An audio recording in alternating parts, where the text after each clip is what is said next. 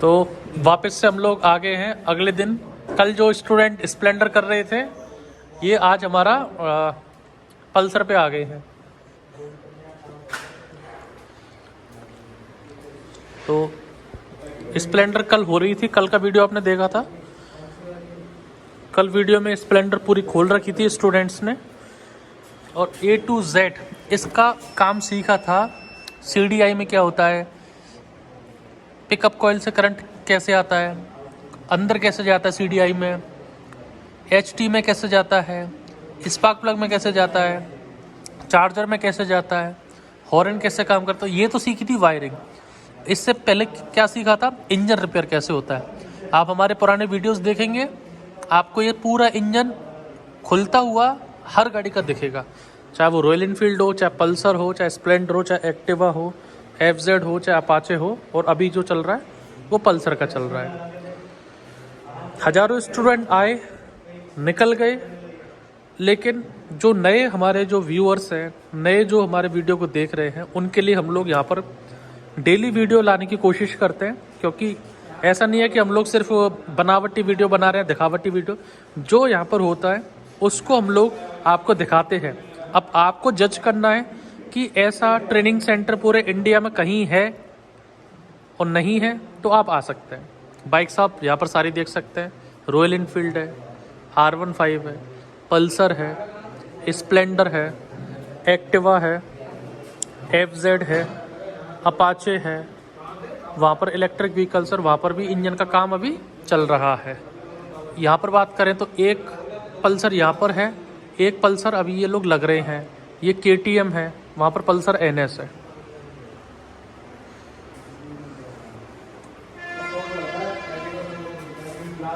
और इन सारे वीडियो जैसे अभी यहाँ पर प्रैक्टिकल चल रहे हैं, ऐसे हमारे ओल्ड वीडियोस में आप हर गाड़ी का प्रैक्टिकल देख सकते हैं, स्टूडेंट कैसे करते हैं। 5 लोगों का बैच बनता है, 4 से 5 लोगों का, और इस टाइप से धीरे धीरे ट्रेनिंग होती है।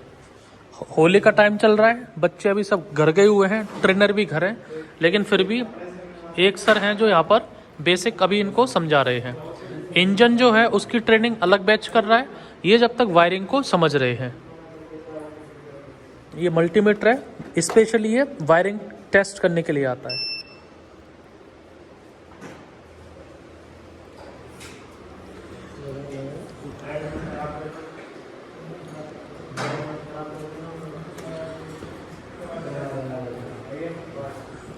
अब वहाँ चलते हैं, वो लोग क्या कर रहे हैं इंजन में, देख लेते हैं। पहचान क्या है, ये क्या देख के समझे कि ये इनलेट और आउटलेट है। पिस्टन को देख के कैसे समझोगे आप कि ये इनलेट है और ये आउटलेट है। पिस्टन में जो मार्किंग होता है सिलेक्ट तरह में, वो और मार्किंग इसमें क्या है, मार्किंग और ये जो अगर पिस्टन ये नीचे निकाल के रख दिया यहाँ पर, तब इसको मार्किंग को कैसे आप पता लगाओगे मार्किंग कहाँ पर है। सर इसमें एक मार्किंग है, मतलब ये तो ये मार्किंग एडजस्ट की तरफ आ गया। अब मान लीजिए कि आपको सिर्फ पिस्टन दिया हुआ है, ये हाथ में पिस्टन, हाथ में आपके में, आपने इंजन में से पिस्टन नहीं निकाला, या आप वहां से आप मार्केट से लेके आए हैं, अब आपको पूछ रहा है कि एग्जॉस्ट वाल्व कहाँ पर आएगा, इनलेट वाल्व कहाँ पर है, कैसे बताएंगे आप इस मार्किंग को छोड़ के। पिस्टन में मार्क दिया हुआ रहता है, इंटेक लिखा रहता है। सर जिसमें मार्किंग नहीं होता उसमें खांचा बना होता है। हाँ, जो बड़ा वाला है वो इंटेक की तरफ ये होता है। ये क्या बोल रहा है, जिसमें अगर ये मार्किंग नहीं होगा उसमें कैसे पता लगेगा आप। एग्जॉस्ट वाला छोटा होगा, इंटेक वाला बड़ा होगा। एक खांचा बना राजकुमार, रामकुमार, क्या बोला इन्होंने, छोटा होगा, कहाँ पर होगा। इसमें कहाँ पर होगा, रुको एक बार, यहाँ पर मान लीजिए यहाँ पर ये मार्किंग नहीं है, ये तो अभी एग्जॉस्ट की तरफ है, मान लीजिए कुछ पिस्टन मार्किंग नहीं आएगी, तो कैसे पता लगेगा कि पिस्टन को कहाँ लगाओगे आप। बॉल की कट रहेगा ना। हाँ, वाल्व का कट रहेगा, कहाँ पर कैसा रहेगा। इंटेक में बड़ा रहेगा, एग्जॉस्ट में छोटा रहेगा। यहाँ पर एग्जॉस्ट की तरफ छोटा एग्जॉस्ट इंटेक वाल्व हमेशा बड़ा रहता है।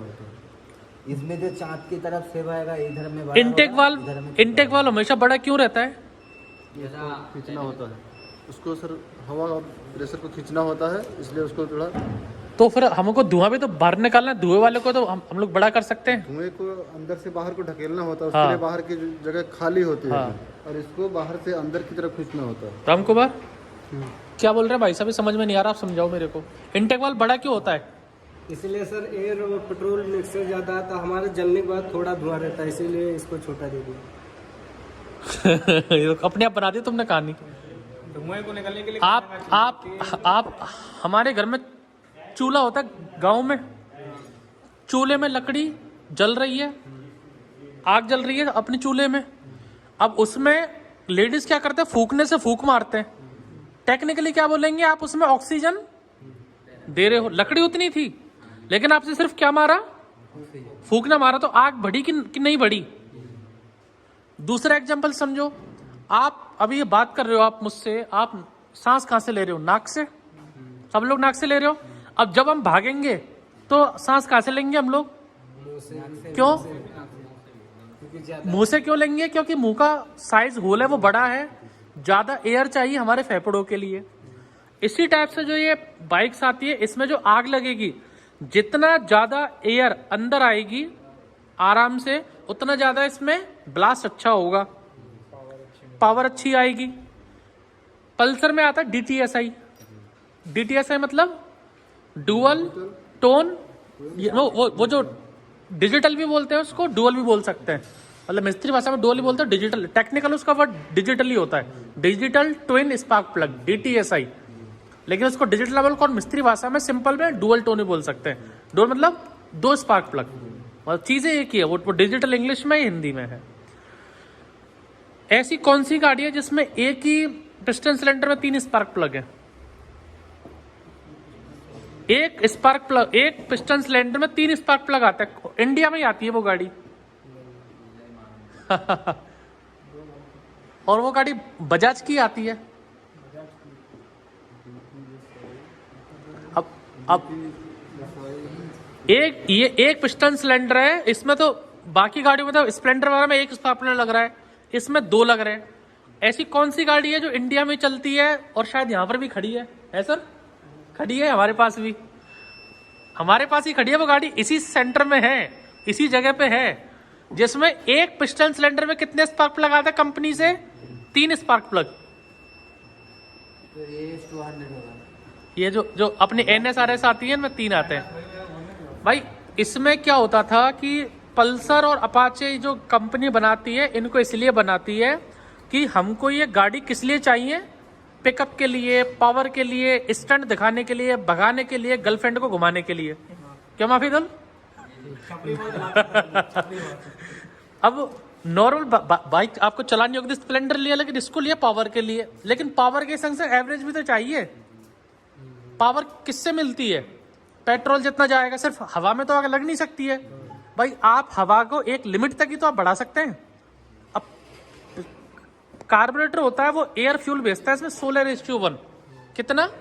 16:1 कि 16 मात्रा में क्या जाएगी इसमें? एयर। और एक मात्रा में क्या जाएगी इसमें? फ्यूल जाएगा, 16:1। उसको बोलते हैं हम लोग एयर फ्यूल मिक्सचर। अब एक होता है रिच मिक्सचर। रिच मिक्सचर मतलब कि हवा की मात्रा हम लोगों ने कर दी कम और पेट्रोल की बढ़ा दी, तो वो क्या हो गया? Rich mixture. इसका मतलब गाड़ी में पिकअप लपक आ जाएगा लेकिन एवरेज कम हो जाएगा। एक होता है लीन मिक्सचर। लीन में क्या होगा? हवा की मात्रा ज्यादा होगी, पेट्रोल की मात्रा कम हो गई, तो लेकिन उसको गाड़ी में पिकअप नहीं आएगा, क्योंकि छोटा सा बेचारा एक स्पार्क प्लग है और उसको छोटे से पेट्रोल 1 बूंद है और एयर उसकी इतनी है। तो जब ये बजाज कंपनी को जब डिजाइन कर रहे थे पल्सर के इंजीनियर, तो उन्होंने सोचा कि हम लोग इसमें ज्यादा से ज्यादा एयर इसमें क्या करते हैं? ज्यादा इंटेक करते हैं एयर इसके अंदर। और एयर जितनी इसके अंदर इंटेक करेंगे, उससे क्या होगा कि बेचारा एक स्पार्क प्लग इतना सामर्थ्य नहीं था कि फटाक से पूरी हवा में आग लगा दे, क्योंकि पेट्रोल कम है, एयर ज्यादा भेज दी हम लोगों ने इसमें। तो एक स्पार्क प्लग बेचारा या फिर कर भी रहा था तो उसमें बहुत टाइम लग रहा था। भाई एक इसमें मैंने पेट्रोल भर दिया, अब एक तो मैं इसकी मामूली से हल्की सी एक चिंगारी लगाऊं और एक पूरा बड़ा सा चिंगारी लेके इसे पटक दूं, किसमें ब्लास्ट होगा आपका जल्दी? कौन से वाले में? ज्यादा वाले में होगा। तो इसलिए इस स्पार्क प्लग में, पिस्टन सिलेंडर में हम लोगों ने कितने स्पार्क प्लग लगा दिए? 2 स्पार्क प्लग लगा दिए। तो इससे पावर बढ़ गया, पिकअप बढ़ गया, एवरेज बढ़ गया, लेकिन हम लोग आदमी, हमें चैन नहीं पड़ता, और पावर चाहिए और पिकअप चाहिए, लेकिन एवरेज भी चाहिए। फिर हम लोगों ने जब बजाज के इंजीनियर ने NS और RS जब लॉन्च की थी, तो उसमें क्या हुआ था कि जब ये NS और RS जब लॉन्च कर रहे थे, तो वापस से हम लोगों का ये था कि NS RS को और स्पोर्टी बनाया जाए, और इसमें पावर दी जाए, और इसमें स्पार्क दिया जाए। तो उन्होंने थोड़ी सी मात्रा इसमें एयर की और बढ़ा दी, हवा की मात्रा, लेकिन अब वो 2 स्पार्क प्लग क्या थे, दोनों स्पार्क प्लग आग नहीं लगा पा रहे थे, तो उन्होंने क्या कर दिया, एक ही पिस्टन सिलेंडर में 3 स्पार्क प्लग लगा दिए। पेट्रोल उतना ही है, 1 बूंद 1 रेशियो में। हवा जो 16 थी हम लोगों ने 18 कर दी, ज्यादा कर दी, लेकिन उसको सेंसिंग क्या कर दिया, स्पार्क प्लग भी लगा दिया। तो अब ये तो चीज हम लोग भी आ गया, इसको कॉपी करते करते करते रॉयल एनफील्ड था, उसने भी कर दिया तो स्पार्क प्लग। अब इसमें होता क्या है, ये हेड रखा उल्टा करके, अब ये 4 वाल्व टेक्नोलॉजी है, वो 4 वाल्व क्यों किया है। अब ये जो मान लीजिए एक इसमें जो गैप है, ये आपका है बड़ा, ये जो इनटेक वाल्व है ये आपका बड़ा है, ये एग्जॉस्ट वाल्व आपका छोटा है। इसका प्लाट आपने यहाँ लगा दिया, यहाँ लगा दिया। अब ये जो साइड में जो गैप है, इसमें ये वाला गैप है, ये वाला गैप है, ये वाला गैप है, ये वाला, ये तो फ्री छूट गया ना हमारा। हम लोगों ने फिर दिमाग लगाया इसमें कि साला इस गैप को भी मैं कैसे यूज करूं, जो ये दिख रहा है माफिदुल, ये जो गैप है ना, इसको भी मैं कैसे यूज करूं। तो मैंने सोचा कि अरे एक काम करता हूँ, दोनों वाल्व को हटा के छोटे छोटे 2 वाल्व तो यहाँ लगा देता हूँ, और छोटे छोटे 2 वाल्व यहाँ लगा लेता हूँ। भाई ये जो वाल्व है ये गोल रहता है, चौकर तो रहते नहीं, वाल्व गोल है। अगर इसको मैं बढ़ाते जाऊंगा तो ये फिर इसकी जो एरिया से बाहर आ जाएगा ये। तो मैंने क्या किया कि इस दोनों एरिया को कवर करने के लिए छोटे छोटे वाल्व 2 लगा दिए। तो उससे क्या हुआ, जो साइड वाला एरिया था, ये वाला एरिया और ये वाला एरिया, ये पूरा कवर हो गया। तो जो ओवरऑल जो एयर की मात्रा आनी थी वो और बढ़ गई दोनों इनटेक वाल्व से। ये वाला जो धुआं जो निकल रहा था, क्योंकि एयर तो आपने खींच ली, अब एयर खींचने का मतलब है कि आप अभी सांस ले रहे हो, तो आप खींच रहे हो, तो वजन किस पे पड़ रहा है, हमारे फेफड़ों पर पड़ रहा है खींचने में। और एक जैसे हॉस्पिटल में कोई मरीज भर्ती हो जाता है, उसके बॉडी में जान नहीं है, वो एयर को नहीं खींच सकता, तो वो क्या करते हैं, उसके मुंह में ऑक्सीजन लगाते हैं कि प्रेशर से हवा उसके अंदर जाए।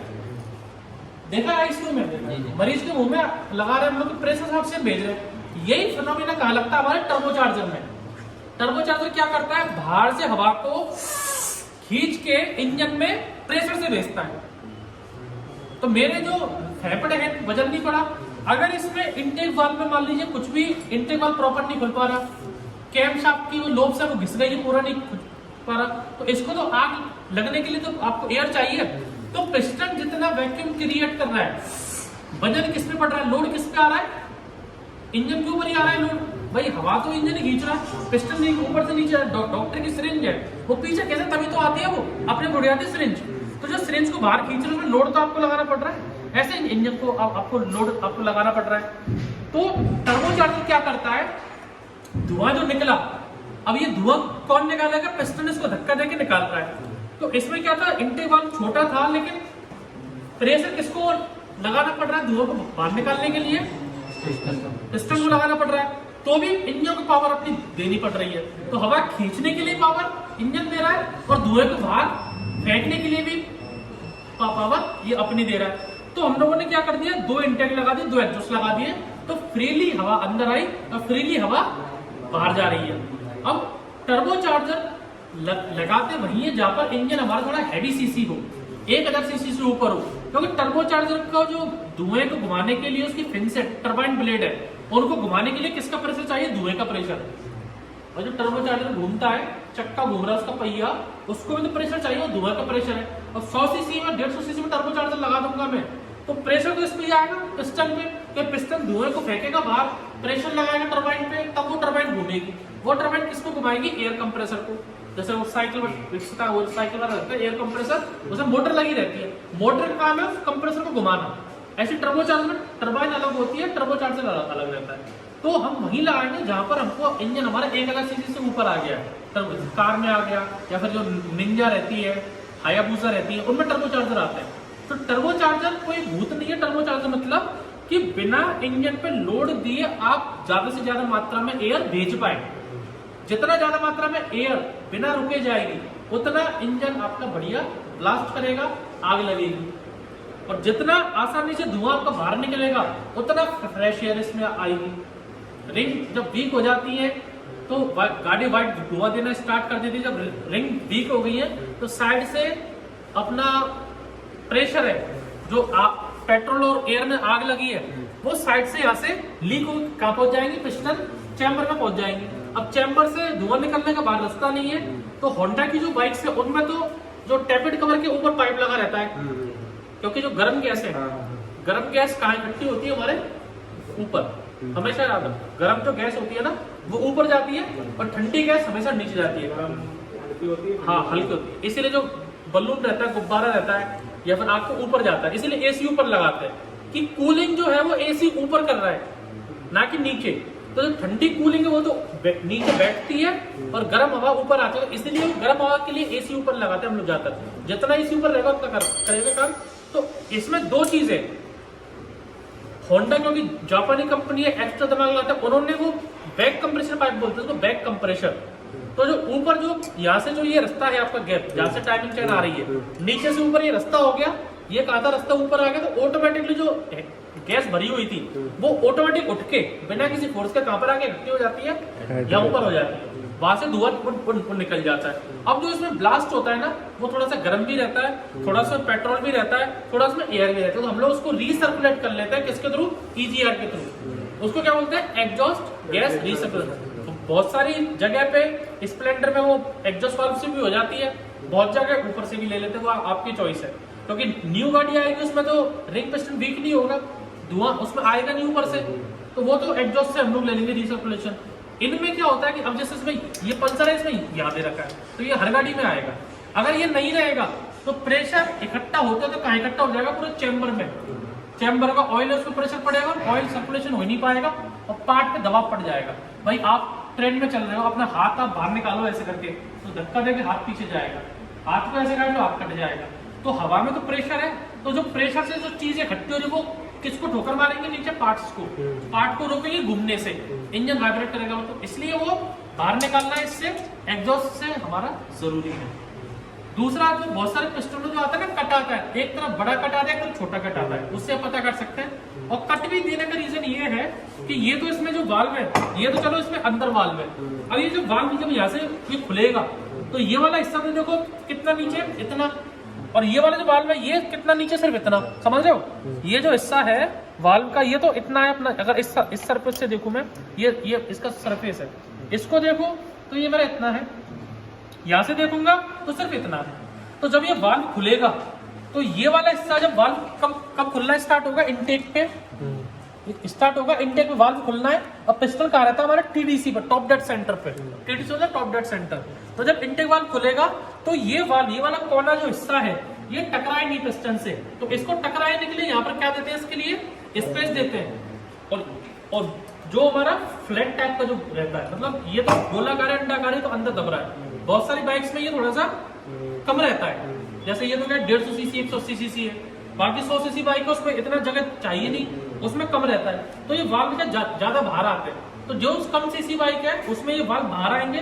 समझ में क्या कह रहा हूँ? ये वाला जो हिस्सा सिर्फ ये वाला ऊपर वाला ये बाहर निकलेगा नहीं निकलेगा? मिलन नहीं यार समझ में? ये वाला जब मैं वाल्व खोलूंगा तो इतना वाला हिस्सा, ये आधा चांद, ये इस एरिया से बाहर आएगा कि नहीं आएगा? अगर इसमें कट नहीं रहेगा तो उससे टकराता, लेकिन इसमें 150 सीसी है, 300 350 देखोगे तो ये और गहरा रहता है, क्योंकि जो इसने पूरी एयर और फ्यूल इकट्ठा किया है टीडीसी से बीडीसी तक, पूरा जो अपने आप को भरा है पिस्टन सिलेंडर को, वो किसमें कंप्रेस होकर इकट्ठा करना है? इसमें 350 सीसी रहेगा तो वो और गहरा हो जाएगा ये, उसमें आपको ये देने की जरूरत नहीं है। उसमें तो ये यहाँ पर कट देते हैं हम लोग कि ये एग्जॉस्ट की तरफ रहेगा। और जो कम सीसी बाइक है उनमें मोस्टली ये गड्ढा यहाँ पर रहेगा इनटेक और एग्जॉस्ट वाल्व के लिए, ये आपका ये चीजें रहती है। तो कभी भी, और ये जो चीज है ना, ये चीजें कहाँ पे समझानी पड़ती है हमको? बीटेक के स्टूडेंट। अब आपको इन चीजों से क्या मतलब है? आपका तो बस ये प्रॉपर बंद हो, खुले, गाड़ी लाके स्टार्ट हो, लेकिन जो हमारे इंजीनियरिंग के स्टूडेंट है, जैसे मैंने आपको बताया अभिनेश सर वगैरह, हमको ऐसे किनको बताना पड़ता है? मैकेनिकल इंजीनियर्स को, ऑटो वाले इंजीनियर। तो बाकी सेंटर मुंबई, भोपाल, बैंगलोर, वहां पर ऐसी ट्रेनिंग होती है जो मैंने बताया। अच्छा लगा होगा आपको सुनने में, लेकिन वो रियल था, इसमें काम नहीं आएगा आपको। As a mechanic, motor mechanic कोई काम नहीं है इसका काम कहाँ पर है? जब आप इंजीनियर हैं, आपको इंजन डिजाइन करने हैं, इंजन आपको डिजाइन करने हैं, तब वो चीजें वहां पर काम आती है। लेकिन यहाँ पर आपको एक कॉन्सेप्ट समझ में आना चाहिए कि हाँ ऐसा क्यों है, एक की जगह 2 कर दिया, 6 क्यों नहीं कर सकते, 7 क्यों नहीं कर सकते, या 1 क्यों निकाला, 2 क्यों नहीं, लीन मिक्सचर क्या, रिच मिक्सचर क्या है। तो ये चीजें ऐसी होती है कि इनको इंजीनियर R&D करते हैं, हम लोग इनको पढ़ाते हैं इंजीनियर्स को, फिर वो जाके ये सब बनाते हैं। तो ये ऐसी चीजें आपको क्या होती है, भीड़ से अलग बनाती है। इंजन खोल तो हर कोई लेता, लेकिन समझना समझाना प्रॉपर वो आपको अच्छा लगता है। मेरे हिसाब से आज की ज्ञान बहुत है, आज का आप पक गए होंगे। नहीं